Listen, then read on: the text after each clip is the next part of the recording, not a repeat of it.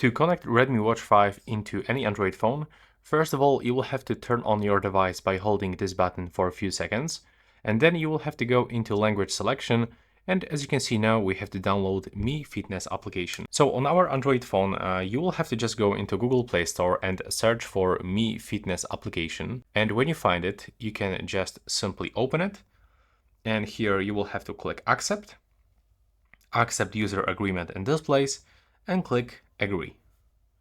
Now just wait a little bit, you have to select your region. So you can tap here, if the region that is detected as default it's not correct, so you can simply change it, but in my case everything is fine.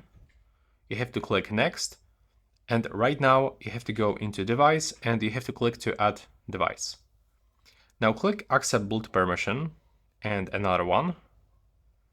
Accept basically all of these permissions that you can find on the screen, and then select Redmi Watch 5. And as you can see right now, we have to continue by logging into Xiaomi account. So you can create Xiaomi account, you can log into your current Xiaomi account, you can also sign in by using your phone number, but also by using your Google account. And that's what I'm gonna do.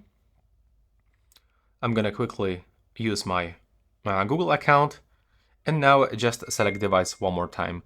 When you have this pairing request, you will have to accept on your phone and on your watch.